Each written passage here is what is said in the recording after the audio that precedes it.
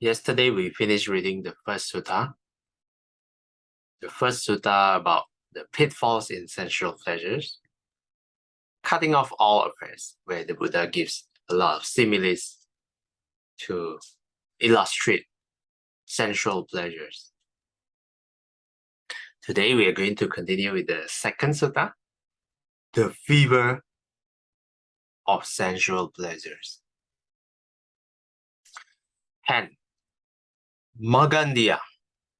Formerly, when I lived the household life, I enjoyed myself provided and endowed with the 5 chords of sensual pleasure.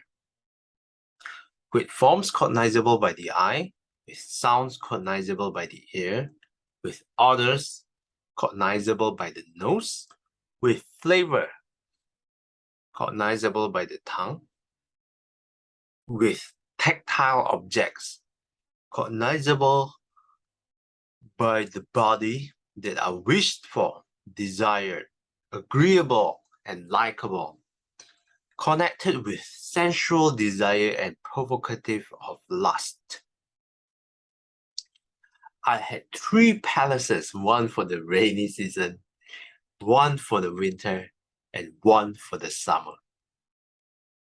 I lived in the rains palace for the 4 months of the rainy season, enjoying myself with musicians, non-male, all female, and I did not go down to the lower palace. Okay, so the context of this, Magandiya, let's take a look at footnotes. Footnotes number 5. Magandiya was a philosophical hedonist who held that one should allow the 5 senses to enjoy their respective objects. He criticized the Buddha for advocating restraint and control of the senses. The Buddha is about to demonstrate the defects in sensual pleasures.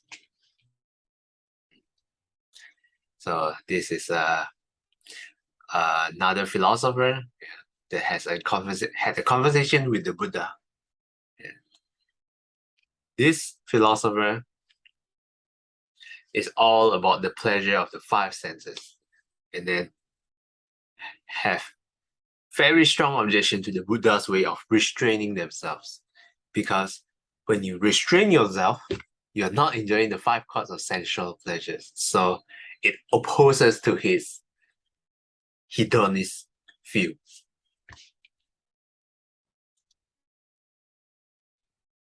Footnotes number 6. P.S. The commentary glosses Nipurisan, non-male, as meaning that they were all women. Not only the musicians, but all posts in the palace, including the doorkeepers, were filled by women. His father had provided him with the 3 palaces and the entourage of women in hopes of keeping him confined to the lay life and distracting him from thoughts of renunciation. What a protective father. So he thought we thought helicopter parents were bad in these modern times. So you can take a look at the Buddha's father, providing with him with 3 palaces. Take a look. Yeah, so if it's raining a lot, then he will stay in the rainy palace. If it's too cold, one for the winter, then he will move to the winter palace. Perhaps there will be a lot of heater, a lot of bonfire in that palace. Yeah. And then if it's too hot for the summer, he will move to the summer palace. Maybe a lot of air cons. But no, during the Buddha's time, there's no air con.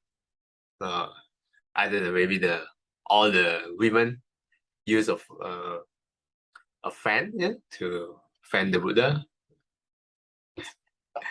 So this is how the Buddha lived before he renounced everything. And Sister Chakon, would you like to continue? On the later occasion, having understood as they really are the origin, the passing away, the gratification, the danger, and the escape in the case of sensual pleasures, I abandoned craving for sensual pleasures. I removed the fever of sensual pleasure, and I dwell without thirst, with a mind inwardly at peace. I see other people who are not free from lust for sensual pleasures, being devoured by craving for sensual pleasures, burning with the fever of sensual pleasures, indulging in sensual pleasures, and I do not envy them, nor do I delight therein. Why is that? Because there is Magandhya, a delight apart from sensual pleasures, apart from unwholesome states, which surpasses even divine bliss. Since I take delight in that, I do not envy what is inferior, nor do I delight therein. Thank you. Thanks, Sister Chakon. Footnotes number 7. P.S. This is said referring to the attainment of the fruit of arahantship, arahata phala samapatti, based on the 4th jhana. So here the Buddha starts with the three, not just the three standpoint. Okay, initially we take a look at this three standpoint, right? In the previous sutta, we read about this: gratification, danger, and escape. And here the Buddha add the origin and the passing away.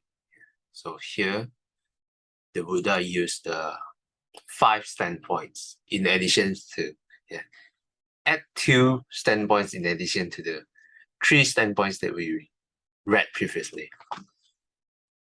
In the case of sensual pleasures,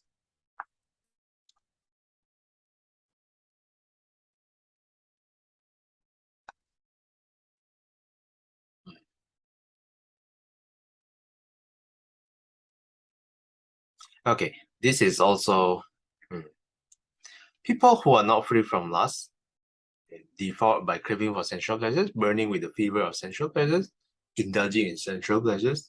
I do not envy them, nor do I delight therein. Why? Because I think some of us at some point in our life probably have wondered this too. When we enjoy a lot of sensual pleasures that we can get, and then at some point we wonder, is there something more to life rather than just eating good food every day, eating having your favorite drinks every day? At some point you will reach a breaking point. Like, well, this is nice, this food tastes nice, but is there something more? So here, what there's something more, according to the Buddha. There is a delight apart from sensual pleasures, apart from unwholesome states, which surpasses even divine bliss. So all of this can be referred to all the spiritual bliss, but specifically here, the footnote says is the attainment of arahantship. Since the Buddha take delight in this, the Buddha did not envy those people who enjoy the sensual pleasures. What is inferior? So when I read this, interesting. So yes, we get gratification from sensual pleasures, but it is far inferior compared to what we can attain from practicing Buddhism. And this gives us the answer. Is there something more than sensual pleasures?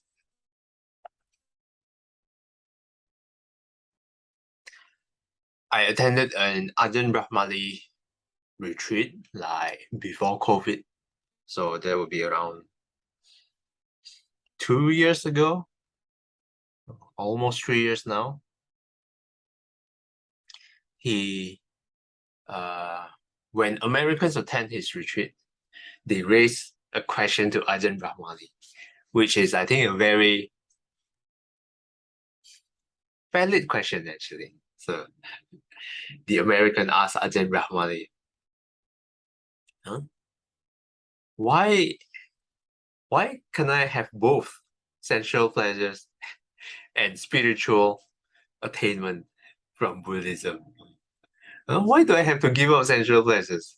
And why do I have to choose one? Yeah? And to give up sensual pleasure to attain Buddhist attainments? Yeah. Or if I enjoy sensual pleasures, I cannot get Buddhist attainment. Yeah. Why can't I have both at the same time? Then you start to think, interesting. Huh? Why can't I have both?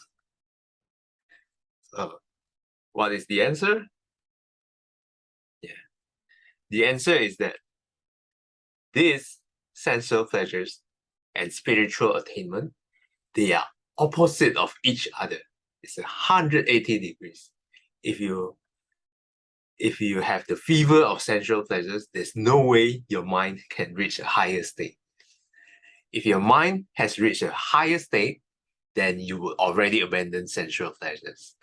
So these two are opposite of each other. That's why we can't have the best of both worlds. We can't have both of them at the same time.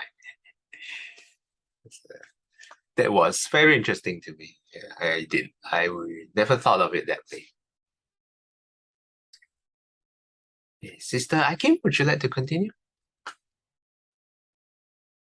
11. Suppose Magandia, a householder or householder's son, was rich, affluent, and wealthy, and been provided and endowed with the 5 chords of sensual pleasure. He might enjoy himself with forms cognizable by the eye, with sounds cognizable by the ear, with odors cognizable by the nose, with flavors cognizable by the tongue, with tactile objects cognizable by the body, that are wished for, desired, agreeable, and likable, connected with sensual desire and provocative of lust. Having conducted himself well in body, speech, and mind, on the breakup of the body after death, he might be reborn in a good destination, in the heavenly world, in the retinue of the Tawatimsa Devas. And there, surrounded by a group of nymphs of the Nandana grove, he will enjoy himself, provided and endowed with the 5 chords of divine sensual pleasures. Suppose he saw a householder or a householder's son enjoying himself, provided and endowed with the 5 chords of human sensual pleasures. What do you think, Bhagadina? Would that young Deva, surrounded by the group of nymphs in the Nandana grove, enjoying himself, provided and endowed with the 5 chords of divine sensual pleasures, envy the householder or the householder's son for the 5 chords of human sensual pleasures, or would he be enticed by human sensual pleasures? No, Master Gotama. Why not? Because divine sensual pleasures are more excellent and sublime than human sensual pleasures. Thanks, Sister Akim. Okay, the Buddha here starts with divine pleasures. So he gives a case where someone, after death, if they conduct themselves well, and this is the prerequisites, you have to conduct yourself well. Yeah, I like this. Then, let's say he's reborn in a good destination, in a heavenly world, surrounded by a group of nymphs in the Nandana grove. Footnote number 8, let's take a look. The grove of delight in the Tawatimsa heaven. So he's already in the heavenly realms, in heaven, let's say. And then he looked down, looked down to humans, and maybe looking down at us right now. And then observing, we are enjoying human 5 chords of sensual pleasures. Would these divine beings be envy our enjoyment of sensual pleasures? Well, you are already in heaven. Why would you envy something in earth? So the Buddha asked Magandiya, and they reply, no, Master Gautama. Why not? Of course, because divine sensual pleasures are far more excellent and sublime than human sensual pleasure. Sister Billy, would you like to continue?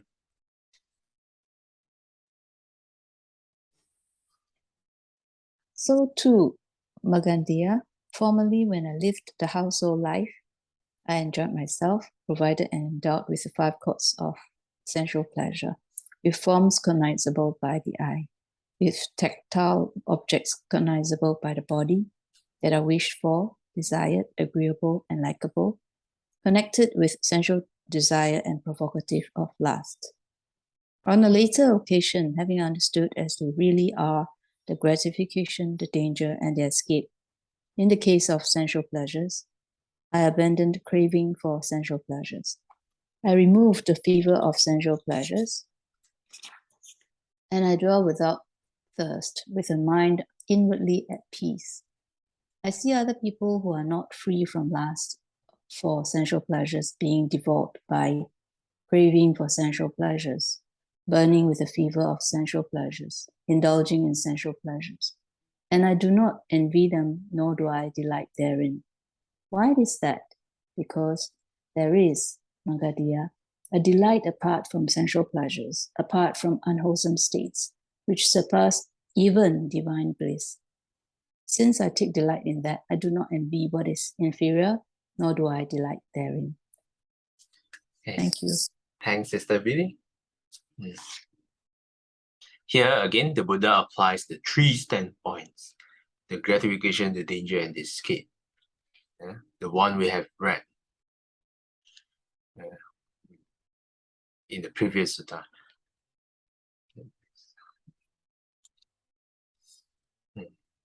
When the Buddha applies these 3, the Buddha understands as they really are. Therefore, the Buddha abandoned the sensual pleasures.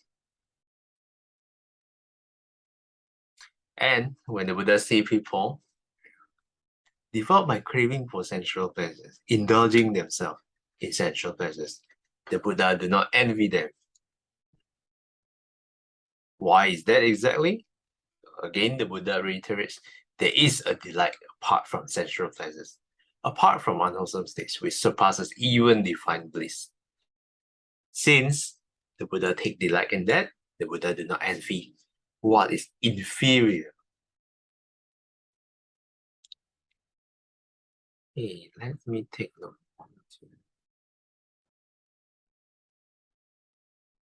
Okay, let's read one more. 13. Suppose, Magandiya, there was a leper with sores and blisters on his limbs, being devoured by wounds, scratching the scabs of the opening of his wounds with his nails, cauterizing his body over a burning charcoal pit. Then his friends and companions, his kinsmen and relatives, would bring a physician to treat him. The physician would make medicine for him, and by means of that medicine, the man would be cured of his leprosy and would become well and happy, independent master of himself, able to go where he likes. Then he might see another leper with sores and blisters on his limbs, being devoured by wounds, scratching the scabs of the opening of his wounds with his nails, cauterizing his body over a burning charcoal pit. What do you think, Magandiya? Would that man envy that leper for his burning charcoal pit or his use of medicine? No, Master Gautama. Why is that? Because when there is sickness, there is need for medicine. And when there is no sickness, there is no need for medicine. So too, Magandiya, formerly when I lived the household life, As in number 12, since I take delight in that, I do not envy what is inferior, nor do I delight therein. Okay, let's stop here. We will continue with number 15 next time. Anything you'd like to add?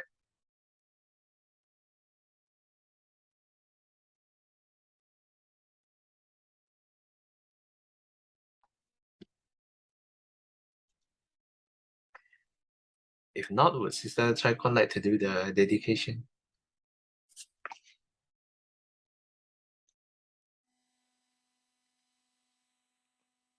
回向，愿消三障除烦恼，愿得智慧真明了，不愿罪障悉消除，世世常行菩萨道。阿弥陀佛。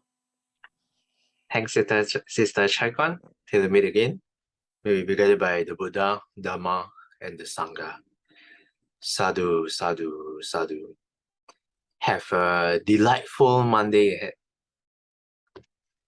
Thanks, everyone, and see you guys next time. Thank you. Bye bye. Bye.